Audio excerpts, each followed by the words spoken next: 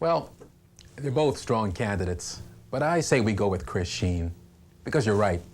We need to change people's expectations that they can spend their entire career in one department and gain a promotion based only on their technical skill and length of service. If they force Sheen on me, I'm not going to get what I need. The administrator of the income tax audit section obviously needs a strong technical background in income tax. How can Sheen command the respect of the auditors? Who are they going to pick? Nelson, I guess. Who else could they pick? What difference does it make? None of them really knows or cares what's going on here. We're drowning in refunds, amended returns, and exceptions. Here, this one's been waiting 4 years for her refund, and she's one of the lucky ones. But I'm tired of complaining to the auditors. Nothing ever gets done about it. I think we'd all say Art Nelson is the most qualified. No outsider could get the job done. Every tax case we open deserves a full and fair audit. Oh, these fancy consultants talk efficiency and good management, but they really want us to be an assembly line, so many returns per hour, and no attention to special problems. That's a mistake. Every tax return is unique. Let's get Sheen in here and see if she wants the job. Then let's promote Nelson into Sheen's slot in the district offices. If Nelson is as good as you say, he'll benefit from crossing functional areas too. You're the boss, and you can do what you want. But your selection of Sheen for income tax is a big mistake. Maybe so, Glenn, but I don't think so.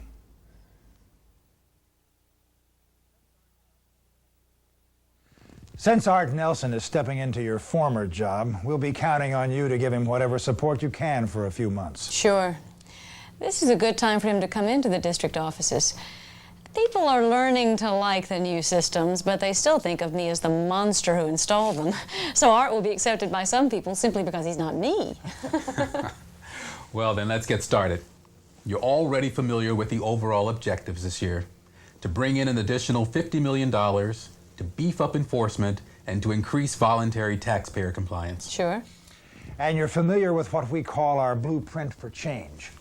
That's the report of the task force Mike chaired last year that evaluated tax operations. And came up with 85 recommendations for improvements? That's right. We've been working toward a lot of these 85 changes all at once, pushing the legislature for changes in the tax code, presenting management training programs, and improving our performance tracking system so we can plan how to use our staff and resources most effectively. Performance tracking systems? Well, that's what I've been trying to do in the district offices. Unfortunately, when it comes to performance tracking and planning here in the central office, we're still in the dark ages. Now, each audit group specializes in certain types of tax returns based on categories that Glenn Coulter set up years ago. But we have no idea whether these categories maximize revenue or how well they support the department's other objectives. Those audit programs are bound to be out of date. They haven't been revised substantially in 5 years. And we've had major changes in the tax code since then. Which is why I'll be working closely with you to track each audit group's case volumes, productivity, and revenue by type of audit. What were this year's workload projections based on? Coulter simply took last year's numbers and added 10% across the board. As a result, we've got backlogs in some areas. In the section you'll be taking over, for example, there have been complaints for months from taxpayers about delayed refunds. Serious problem? Shouldn't be anymore. But there's still some worry in the commissioner's office that we could be sitting on a powder keg. That's because earlier this year we had a steady stream of audit screw-ups. And some of the most embarrassing, politically speaking, came out of income tax. I remember. All that fuss about the Speaker of the House's mother and her energy tax credit. And that's just one of many. Mistakes like that undermine the public and legislative support we need to get funding for the TAPS automation program. And as you know, TAPS is the centerpiece of the Commissioner's strategic plan. So when you come on board in January, find out what's really happening in the income tax section and exactly what needs to be done. At this point, we only know that there's plenty of opportunity to boost productivity. For example? Well, for instance, we've got auditors doing 2 or 3 audits a day when they could easily do 8 or more if they stuck to single targeted issues like they're supposed to. Now, everyone complains about the workload, and it's up to more than 300,000 cases a year. Yet, professionalism demands they examine the entire return rather than just a single issue. Wasting countless hours. And if that isn't bad enough, you've got team leaders and audit group managers going over those audits again. Making themselves the bottlenecks. That was the key problem in the district offices, too. Which is precisely why we wanted someone with your track record. We're counting on you to figure out what needs to be done and to do it. One of my concerns is Glenn Coulter. I understand he's planning to retire in July. So he says. I don't sense a commitment to change in Coulter. I'd say that's an accurate appraisal. He's got a lot of prestige and influence, especially in the income tax section. You're right. I'm sure you know you weren't Glenn's choice for the job. He wanted someone who'd risen through the ranks like himself. And I'm sure several of the audit group managers who'll report to you will feel they're at least as qualified as you. You can't blame them for that. They've been programmed to think of technical expertise as the ticket to getting ahead. Hardly anyone understands our new emphasis on management skills. That brings me back to my fundamental question. How effectively will I be able to exert authority without Glenn Coulter's support? We've given that a lot of thought. Glenn's had a distinguished career and deserves to retire gracefully. But if he gives you any flack, get us involved. The key thing is for you to be ready to hit the ground running when he retires.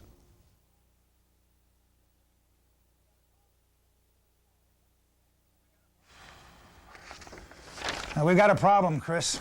Already? I haven't even been here a week. I'm afraid we have a slight change in plans. Do you remember those refund complaints I mentioned back in October? Vaguely. The commissioner was concerned about them, but Coulter was saying no problem, right? Well, that was baloney. Back in July, Commissioner Brommel and Deputy Commissioner Gerard were getting 200 complaint letters a week about delayed refunds. Coulter and Gilchrist estimated they had a backlog of 7,000 refund cases scattered among the 30,000 mandated cases awaiting audit. They came up with a plan for working away by October all remaining cases that are mandated by law to be audited, which would include all refund requests. End of story, I thought. Now it seems we're getting 300 letters a week and 500 phone complaints. Gerard is hopping mad. He wants action yesterday. What does Coulter say? Yeah, he's stringing me along. Here, see for yourself. Here's his inventory as of July, and here's an update he gave me yesterday.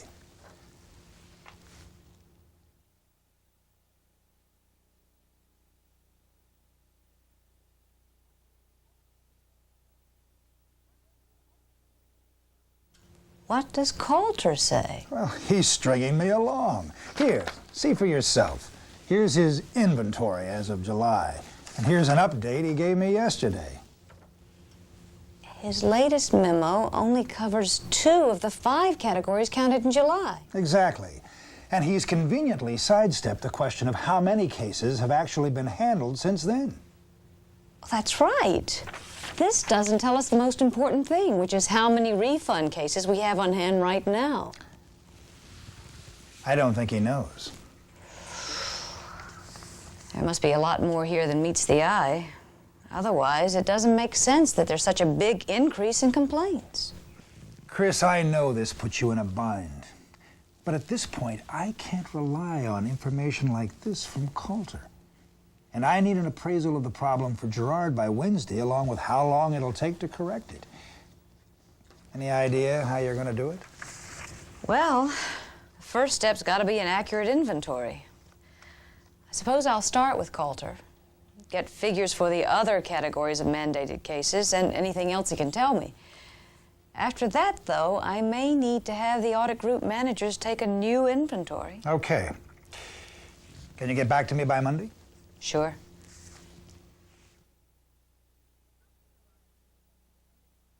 How did you arrive at these figures, Glenn? And they're based on George Gilchrist's polling of the AGMs. But George left over a month ago. This isn't a current count? The numbers can't have changed much since then. But complaints have soared. If we've been working off these cases steadily since July, how is that possible? Most of the cases we talked about in July were in another category. Cases the computer kicked out because of taxpayer arithmetic errors. Those returns don't need auditing. The only reason they're here is that our friends in processing sent them, so it looks like we're behind instead of them. But like I told Mike Foster, we have revenue targets to meet. We can't afford to ignore audits worth hundreds of thousands just to double-check John Q. Public's arithmetic. But last week, there were 300 letters and 500 telephone complaints. Even if 10,000 cases more than projected have been sent to us for auditing, how could they have generated that many complaints? There's always a jump in complaints from taxpayers at this time of year because they're getting ready to do their returns again. The increase is in complaints, not backlog cases. Oh, I see. Then how can we know how many refund cases are on hand? We can't, without bringing everything to a screeching halt for 3 or 4 days while we physically inspect every case we have. I don't think we should do that. I have a lot of respect for your opinions, Glenn. But if 800 people are complaining each week, think what that's doing to the department's reputation. We're not running a popularity contest, Chris. When you've been around for a while, you'll find you can't afford to jump every time the commissioner's office says boo. It only interferes with decisions that should be made by tax professionals. I agree on the need for professional independence, Glenn. But these people have been waiting months for their refunds. I've seen commissioners come and go. They always want the same thing, to keep the governor and legislators happy, no matter how short-sighted their demands are. Believe me, the quickest way to weaken this department is to stop going after people who are cheating big on their taxes just because a few thousand people can't wait an extra month or so for their $25 refund. I'm sorry, but I'm not going to waste my time on it. And I wouldn't if I were you either.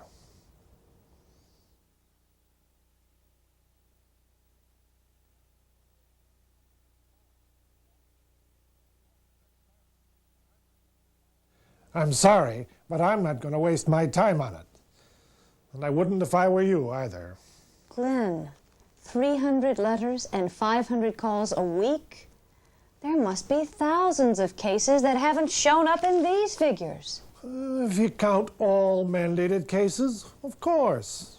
But why bother? They'll be settled soon enough. The main thing is, we can't change course now if Foster and the Commissioner want us to make the revenue objectives they've set for us. You see, that's the problem. Upstairs, they don't know what they really want. You may be right, Glenn. You know a lot more about these things than I do. Everyone knows you wrote the book on income tax. But Mike Foster needs an answer for Gerard about the refund situation. So, what can I do?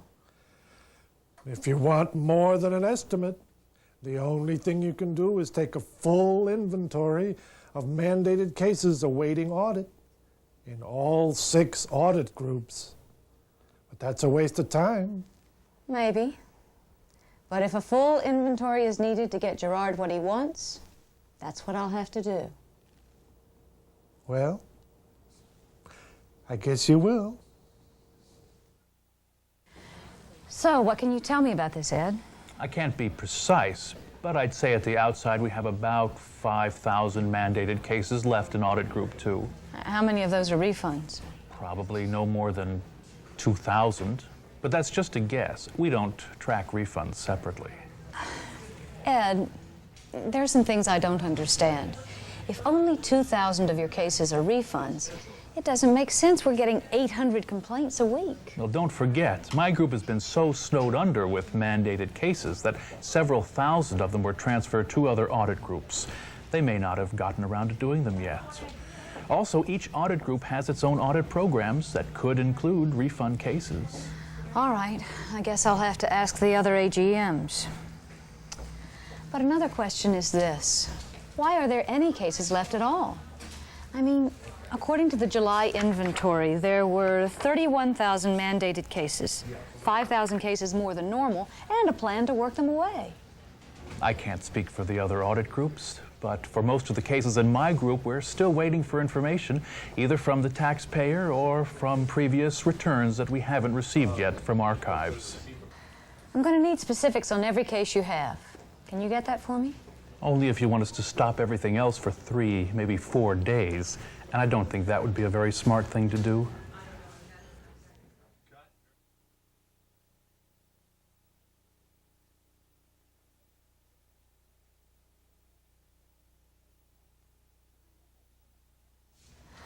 I'm going to need specifics on every case you have. Can you get that for me? Only if you want us to stop everything else for 3, maybe 4 days, and I don't think that would be a very smart thing to do. All right. Maybe we should discuss it with all the audit group managers together.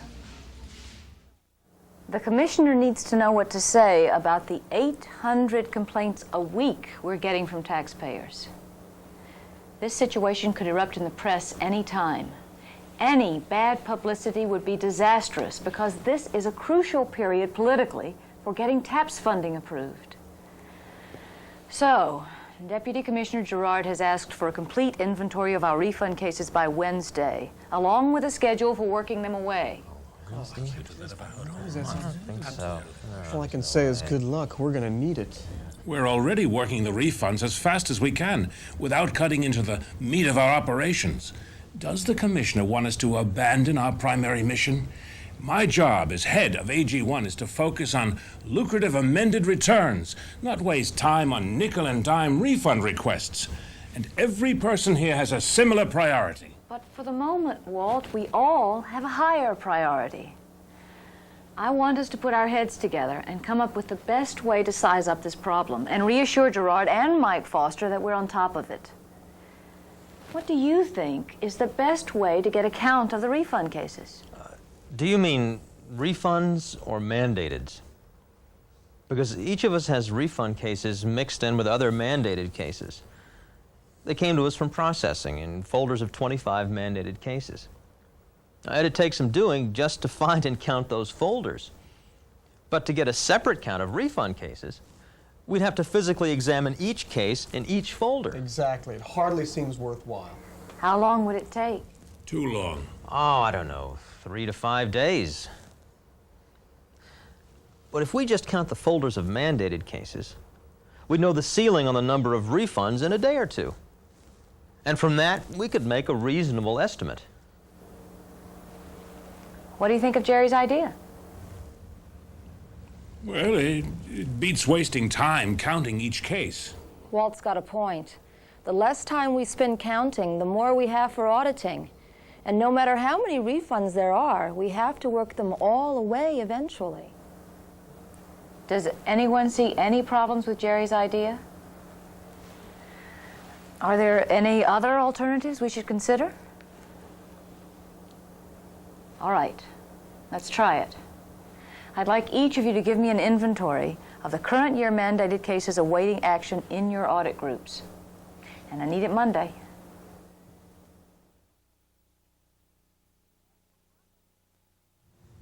It's a puzzle. I asked the AGMs to count the current year mandated cases, and they came back with a total count of 15,000, of which refunds are probably no more than half. That's not enough to explain why we're getting 800 complaints a week. Well, what's wrong? You think they're holding back on you? I don't think so. You think Coulter is fanning the flames of resistance? No, he seemed to accept the fact that we have to respond to the commissioner. Well, so what are they hiding? I don't know. Well, they're obviously not counting everything. I can't tell Gerard our auditors don't know how to count. What do you plan to do?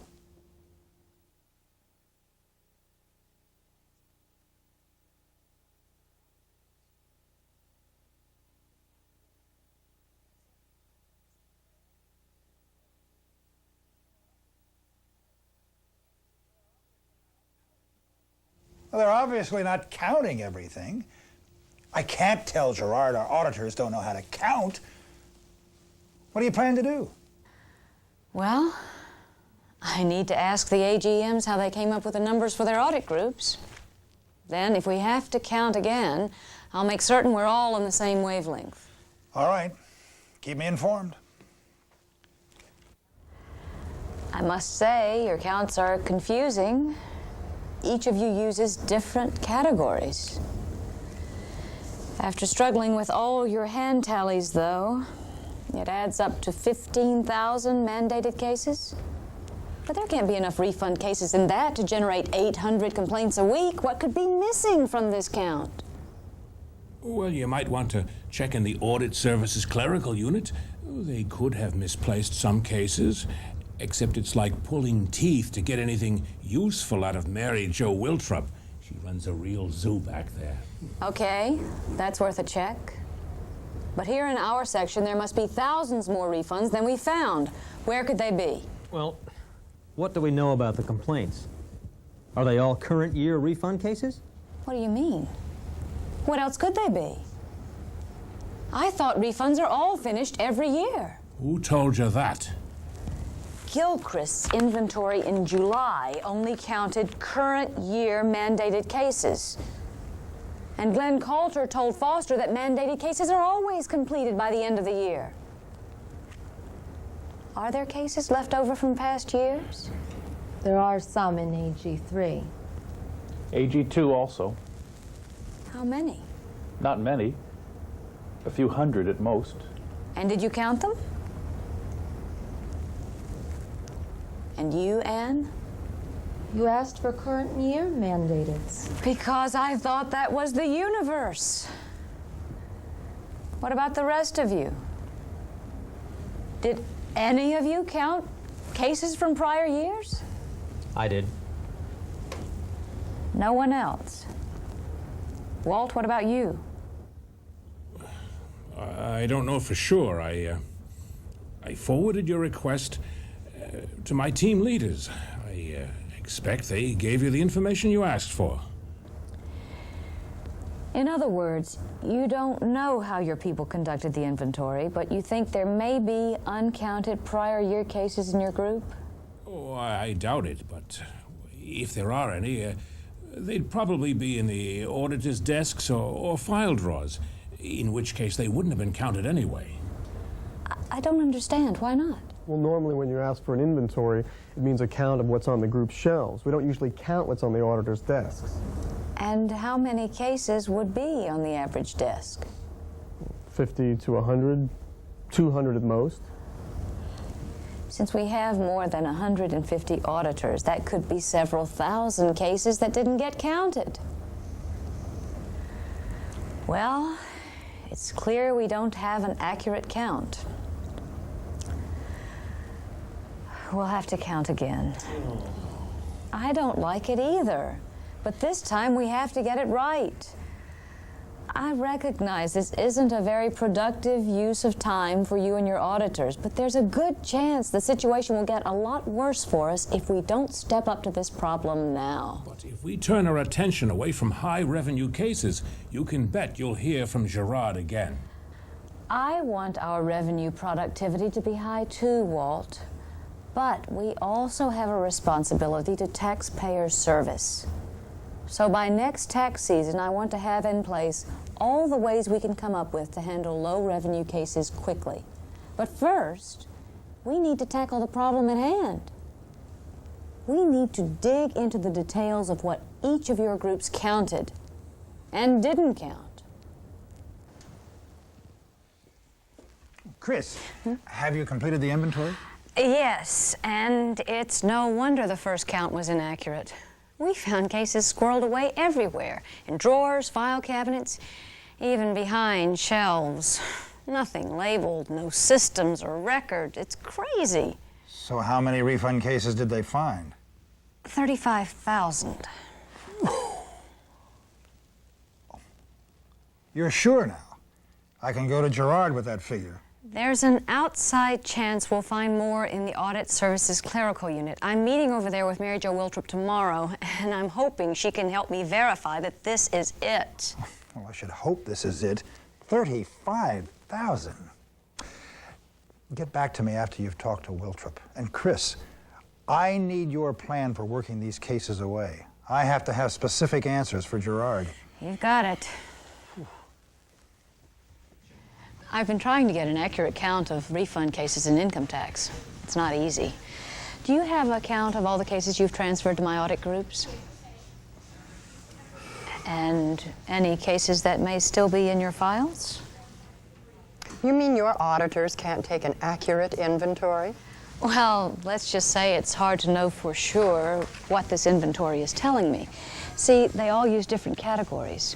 Here are two groups with different subgroups for the same major category. It almost looks like they're making it up as they go. It wouldn't surprise me. Well, we've been getting hundreds of complaints on these cases. I was hoping you could help me confirm that we found them all. 35,000. Is that all they've fessed up to? Not counting any that may be in your files. I'd go back to square one if I were you. You think there are more? Where? I've just turned the entire section upside down. Could be anywhere. I've tried to get something done about it. But I guess your professionals figure once the tax year ends, it doesn't matter whether the taxpayer got the refund. Mary Jo, do you have records that would help me know how many cases we're talking about and where they are? I can tell you exactly how many we sent to audit. Plus, there are some prior year cases here in audit services the auditors refuse to take. Refused? Oh, we have a few stars around here who are too talented to waste their time on just any cases. No matter what's assigned them, they take their pick. Okay, we can do something about that. What about the cases you signed out to audit? Well, my books show nearly 41,000 cases we've signed out that haven't been resolved. That's 6,000 more than I was able to find. Where could they be? No telling. They could be lost for good. Oh. Well, I'm grateful to find someone who's kept a record of what's going on, but I'm surprised no one told me to start with you. These records were my idea, and no one's ever asked for this information before. Frankly, I was afraid one day I'd be blamed for the problems I saw mounting in the audit groups. So I did this in self-defense. Well, I see now that I need a complete count of every case we have, not just the backlogged refunds. Can your records tell me the current inventory in each audit group? And also how many of the missing refund cases were signed out to each group? Yes, I can work that up, but it'll take a while. Great. I also need a way to continually cross-check my AGM's figures. Can you give me a weekly update on that too? Well, you don't ask much, do you? Let's talk about a couple of things I need. 6,000 more cases? Yeah. Part of me wants to let the AGMs have it right between the eyes. Yeah. Confront them with Mary Jo's records and demand corrective action. On the other hand, I don't want to create resentment of Mary Jo or resistance to me. I need to maintain their cooperation. Well, that's just assuming they're not already out to torpedo you. How could 6,000 cases just disappear innocently? I don't know. I've got Mary Jo pinning down how many cases were assigned to each audit group. But it's possible some cases were transferred from one audit group to another after her unit sent them over. This is a big problem. Mike's already put Gerard off once. What are you going to do?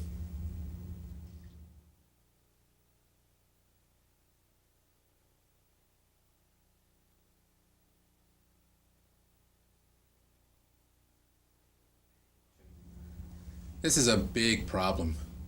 Mike's already put Gerard off once. What are you going to do?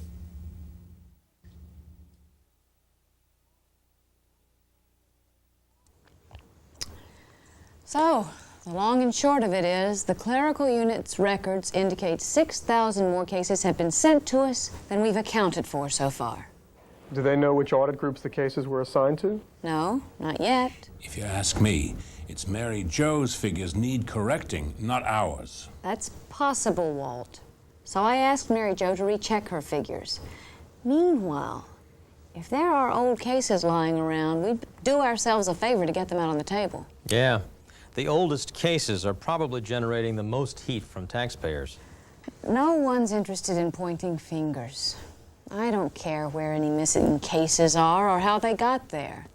We just need to know exactly how many we have. Otherwise, we can't develop a sound plan to work them away. At this point, Gerard can't even understand why it's taking us so long just to get started. It's time to take steps that will win his confidence. You know, I didn't think to cross-check my records of cases that we reassigned to other audit groups with their records of cases received. It's possible some cases may have slipped through the cracks. Where would they be then? I don't know. But if we did a cross-check, it might tell us where to look. Sounds promising, Ed. If anyone has other ideas, let's pursue them.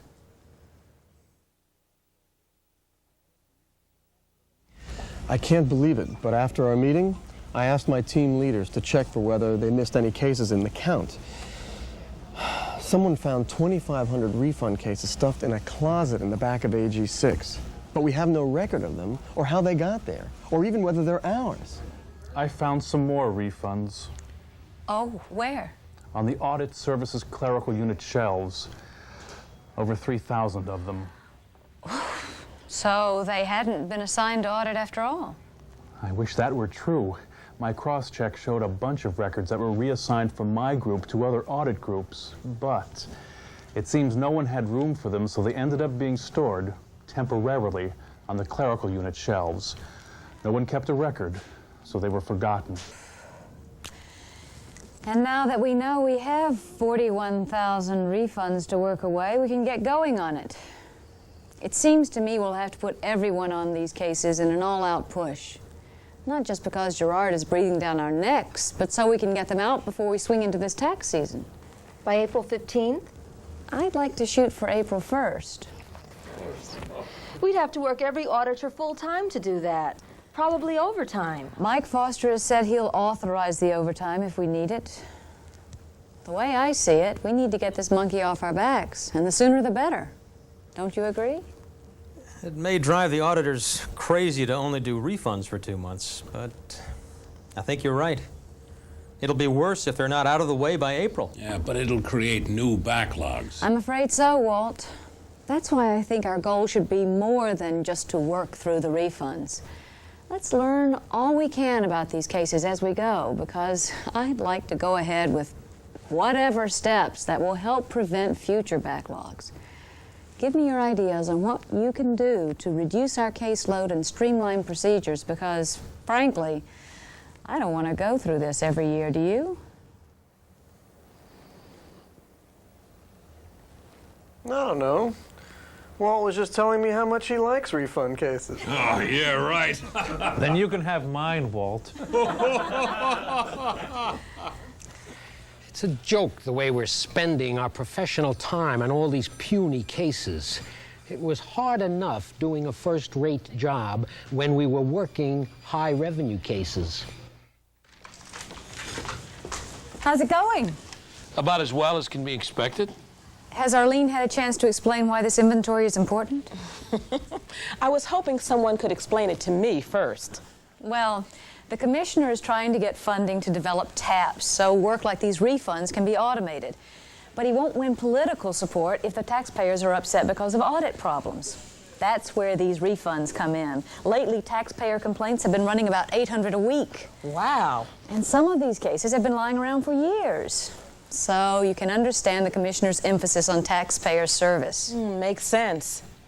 Walt Thompson never told me any of this. But you know, half the problem here is that processing keeps sending us thousands of cases that don't really need to be audited. If the commissioner's so concerned, why doesn't he make them reprogram the computers? Good question.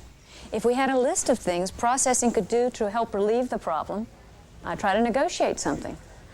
Why don't you and the others on your team put your heads together and see what you can come up with? You know, Chris, I've been thinking. My people average 3 part-year resident returns per person day. But I think we can develop a shortcut method that will get nearly the same result and enable us to complete up to 25 per person day. Most of the refunds in my group were folded with exception cases, and most of them didn't have to be audited at all.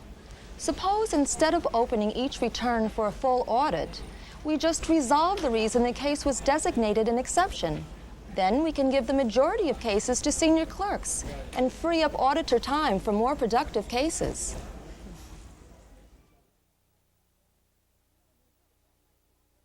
You know, you really got my team going when you asked for a list of things processing can do to alleviate our problems. That's great. What are they coming up with? Well, Fred Stoner's idea for amended returns would be easy to do.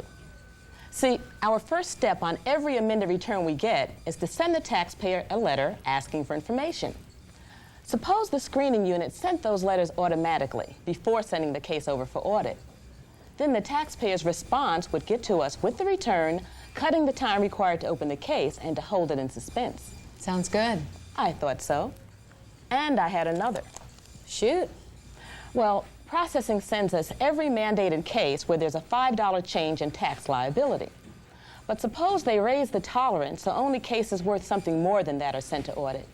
We might lose several thousand a year, but we probably save several person months to apply to more lucrative audits. The trick would be finding the right tolerance level. Right. And then to figure out how to program the computers to calculate those tolerances for each type of return. That'll take some work. I know. Would you be interested in working on the tolerances? Sure.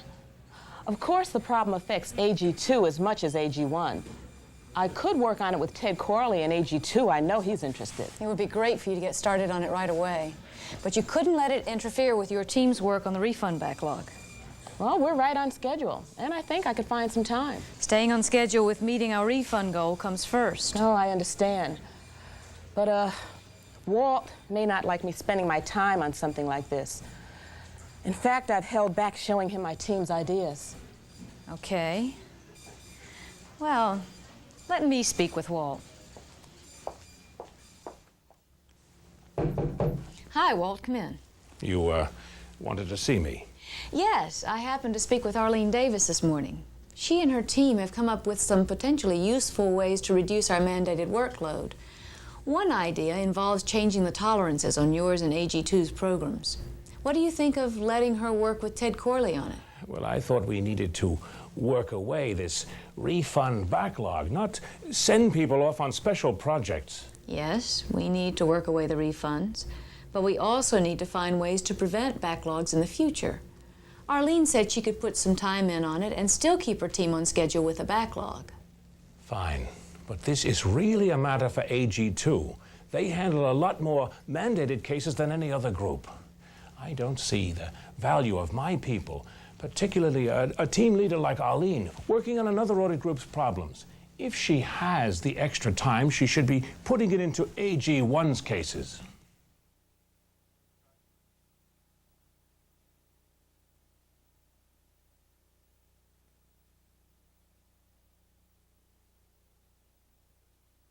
Fine, but this is really a matter for AG2. They handle a lot more mandated cases than any other group. I don't see the value of my people, particularly a team leader like Arlene, working on another audit group's problems. If she has the extra time, she should be putting it into AG1's cases. I could see your point better if this had no impact on AG1. But Walt, you do get some mandated cases, and when AG2 has an overload like it does now, and will again unless we do something about it, your group and everyone else is affected. I'd be glad to work on my group's problems, but I can't even do that when I'm forced to put all my people for 2 whole months on AG2's refund work. So adjusting tolerances is not something my people should be too concerned with. But I think we need to support good ideas, wherever they come from. Okay, I have an idea for you, and I know I'm not alone on this. It's crazy for all of us to be neglecting our own group's programs just to work the refunds off on a crash basis. We're just building new backlogs in other areas, like a line of dominoes. Believe me, they're going to start tumbling before long. There's no question we're building new backlogs. But that makes Arlene's idea all the more important. We need to prevent future backlogs. Arlene's idea is one we can't afford to pass up. I'm going to sit down with her and Ted Corley myself. I think it's a mistake. But you're the boss. Okay, we've got lots to talk about this morning. First, Mike Foster has approved our plan for working away the refund cases, including the overtime we requested. So we're officially committed to an April 1st deadline. And it's good to see we're on schedule so far. Also, you've all been making a good effort to clear out our oldest refund cases first. But the clerical unit records still show there are a number of cases that have been out for over 4 months in every audit group except AG5. Good work, Jerry. I asked Mary Jo to prepare this list of folder numbers of the aging cases. How is this list going to help if we don't know where to look for the folder numbers? You'll see that the auditor who signed out the folder is also on here. It figures. Any other questions?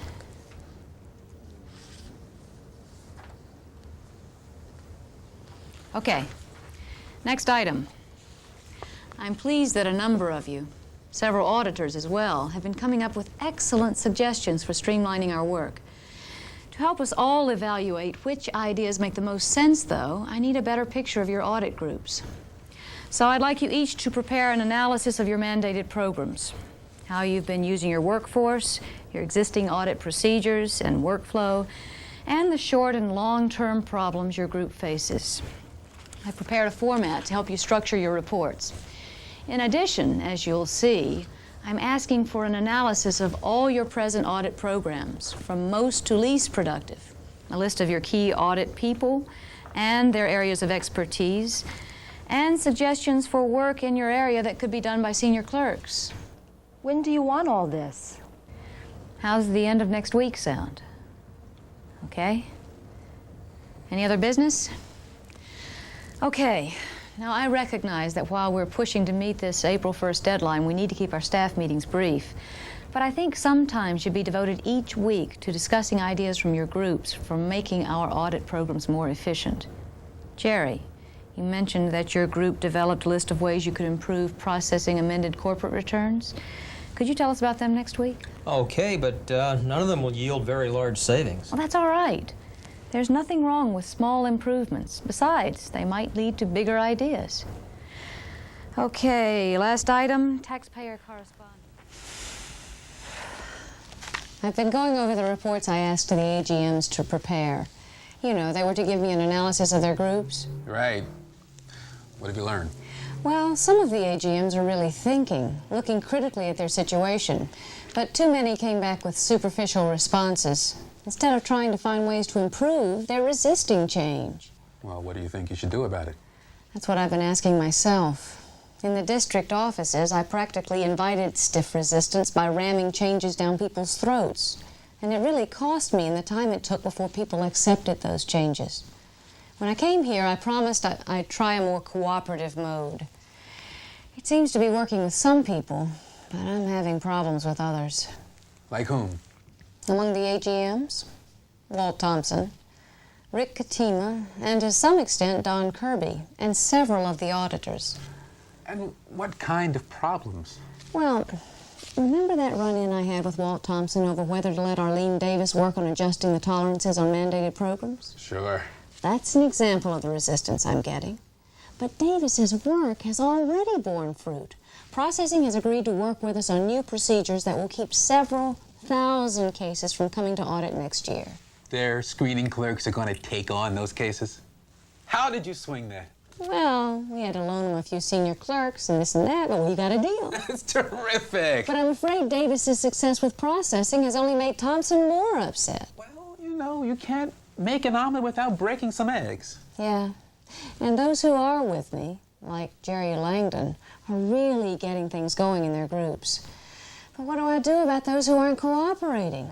Do I bypass them? and deal directly with their people like I did with Davis?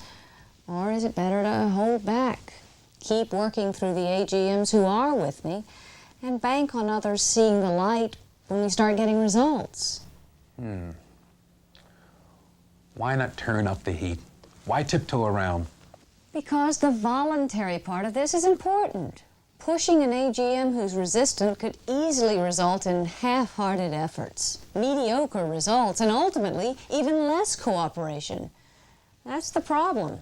I can't force enthusiastic participation. Then what will you do next time someone like Arlene Davis comes up with a great idea? Bite your tongue until her boss gets religion?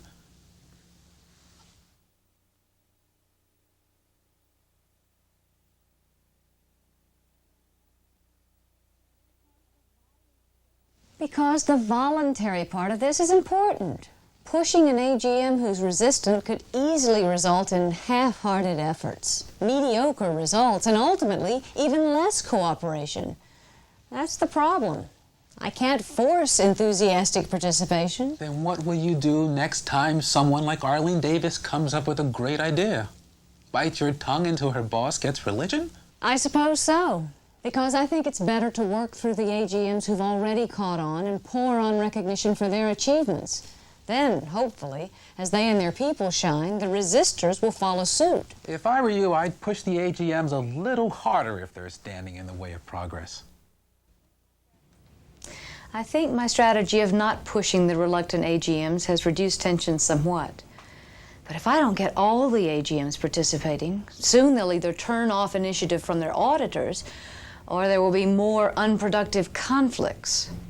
Why not give AGMs like Thompson some special assignment, like analyzing the benefits of a proposed new procedure? Maybe you're right. Maybe I should give Thompson some kind of productivity study to do. The assignment should be in line with his strengths and interest. If it's in his power zone, he's not likely to do a half-baked job. I hear he's the master on duplicate and amended returns from married taxpayers who file separately. Try it. What have you got to lose? Our last suggestion involves taxpayers who submit no-remit returns promising to pay in a few weeks. There's no reason for this work to come to audit because it doesn't involve adjusting taxable income. Good work, Ed. Altogether, your group's ideas would save us, let's see, 2,300 cases a year. We've got some good recommendations here. Walt, we haven't heard from you yet. What have you come up with on duplicates and amendeds for married taxpayers who file separately? Well, I think we've come up with some shortcuts. As you know, we get thousands of duplicate returns from married taxpayers, and the practice has always been to audit them all.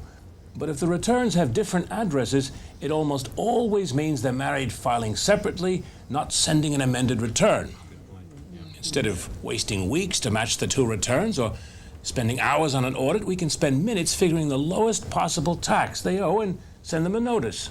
Of course, I should point out we'd lose a few thousand a year in revenue. But we'd save 3 to 4 person months for more lucrative audits, wouldn't we? Easy. That would more than make up for anything we lost. These are the kinds of trade-offs we need to make. Terrific, Walt. What else have you got? Well, nothing very significant, but, well, if you're into trade-offs, what about not auditing allocation of income cases for people in the lower income brackets? What would we lose? Well, maybe 100,000, but we'd free up an auditor for a year, and that much auditing time should pay back a lot more than the 100,000 we'd lose. So, what's insignificant about that? These are the kinds of suggestions we need to analyze because they can really add up, don't you think? I guess so. Okay. Now, we seem to be on track with our refunds. As of last Friday, we had about 7,500 cases remaining, and we still got 2 weeks to go till April 1st. So let's keep at it so we can turn our attention to implementing your ideas. How are we doing, Mary Jo? Not too well, Chris. It looks like we'll be about 2,000 cases shy on April 1st. Why's that? Based on last week's inventory, we only had 3,700 cases to go. You're right, but we've fallen off the pace this week. Do you know why? Well, I've tracked it down to AG2, Several auditors on Nick Jaworski's team have spent less than half their time this week working on backlogged cases. Not according to Ed Alper's reports. What have they been working on? Oh, net operating losses, partnership returns, whatever they wanted, I'd say. Thanks, Mary Jo. I'm going to confirm this with the records over in MIS and get on it. Ed, according to your reports, everyone in your group is working full-time on refunds. That's right. Then how do you account for the fact that MIS records show Nick Jaworski and his team have been spending half their time working on other cases that aren't even in their area? That's impossible. That's what appears to be happening. I want to know what's going on. All the other groups are pulling their weight. But we're going to miss finishing off our refund backlog by 2,000 cases as a result of your group. And the refunds were your group's responsibility in the first place. I'll look into it and get back to you tomorrow. No, I'll be back for your answer in an hour.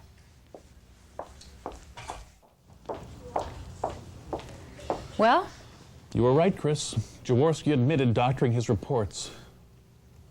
What can I say? I certainly didn't know about this, though I should have. I'm sorry. What do you intend to do about this, Ed? It's not much I can do now to keep us from missing the deadline. Then what do you suggest I say to Mike Foster? And Foster will have to face the deputy commissioner. Heads could roll on this one. I want to clear all up the line that the backlog wasn't my fault. I tried long ago to tell your predecessor, George Gilchrist, there was a problem, but he just said, don't worry, I'd done my duty.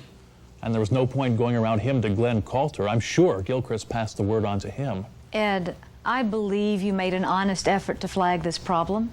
My concern now is your control over your people. I need to be confident you know what they're doing and how to make certain they're following your directions. You're right. I messed up. I just never expected Jaworski would intentionally mislead me. I've got bad news, Mike. What's up? We're not going to make it on those refunds by April 1st. My best guess is we'll be about 2,000 cases short. And why are we going to miss April 1st? It turns out one team in AG2 spent half its time working on other things this week. What? Who's the manager of that group? Ed Alper. It was Nick Jaworski's team. Apparently, we're seeing a civil disobedience demonstration.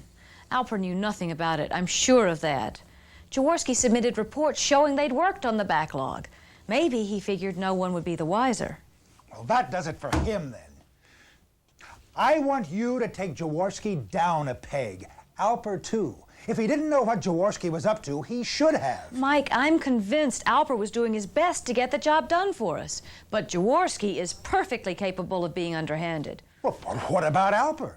His group was the one responsible for all these cases in the first place. He says he alerted George Gilchrist and Coulter to the problem long ago, but was told to ignore it. I believe him, and I don't think he was in with Jaworski. No matter what Alper intended, the results are just as unacceptable as if he had set out to mess you up, aren't they? I suppose so. That's why you can't let the situation pass quietly. I'm not. They'll both see this reflected in their next performance reviews. Not enough. Everyone in the section knows what Jaworski did, and that Alper failed to prevent it. And they'll pay for it in their files. Isn't that what performance reviews are for? What more do you want? You have to do something dramatic to serve notice on everyone that you won't tolerate poor performance. Like what? I can't fire them. I could reassign Jaworski to Audit Group 6, maybe. He'd hate the routine cases they do. Sending Jaworski to Audit Siberia is an excellent idea. Put him where he'll be assigned only the lowest status cases. And while you're at it, you ought to do the same to Alper.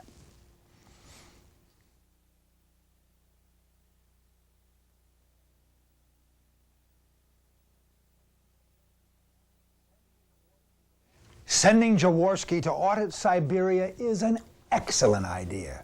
Put him where he'll be assigned only the lowest status cases. And while you're at it, you ought to do the same to Alper. Moving Alper would mean moving another audit group manager, too. Well, what's wrong with that? Move them all for all I care. Just make sure Alper gets the least important group. I don't want to come down hard on Alper. He screwed up, but he's got a lot to offer. Punishing him won't help. Look, Your entire section knows they could have made the deadline, and they know why they didn't. So all eyes are going to be on you to see how much you'll hold managers accountable for what their groups do. What's to be gained by making Alper a scapegoat? It was Alper's responsibility to stay on top of what his people were doing and lead his group in a way that would have prevented Jaworski from trying a stunt like this. I want you to move Alper to another group. I just want to set a tone of cooperation rather than retribution. This is an opportunity to give people a clear sign that a new era is beginning. I don't care how you do it, Chris, as long as it's done, and done forcefully. Actually, I was just thinking about what you said a few minutes ago. I don't think you were serious about shuffling all the audit group managers, but maybe that's not such a bad idea. It would deal everyone a new hand.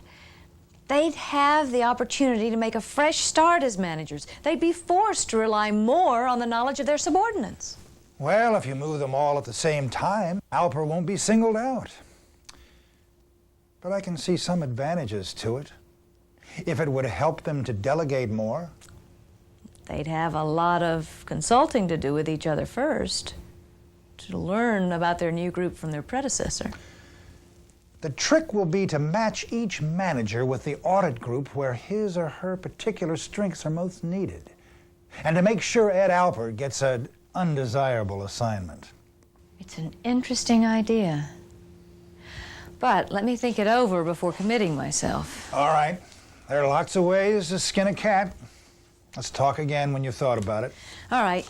And Chris, you've done a spectacular job on those refunds, even though we missed the April 1st deadline. You're also making great strides toward increased productivity. I've noticed you've begun to eliminate unproductive audits and put effective management controls in place. That's great. Thanks, Mike.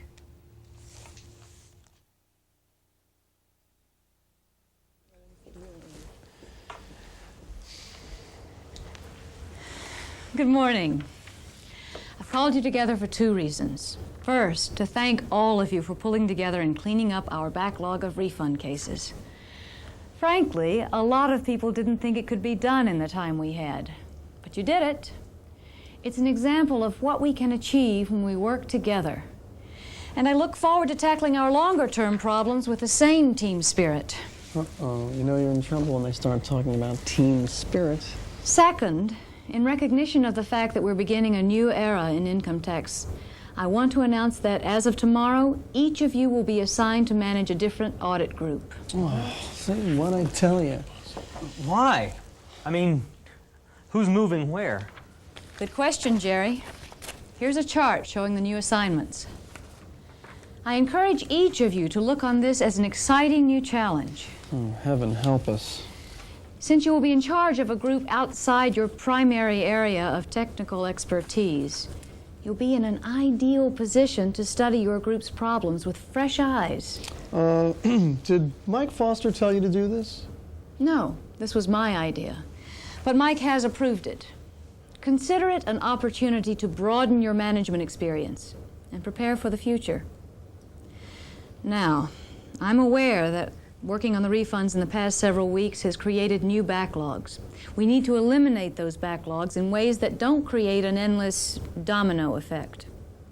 Beyond that, though, my immediate priorities for our section are perfecting our new weekly inventory system so we can develop a useful audit plan for next year, and reaching agreement with each of you on your objectives and plans for your new group.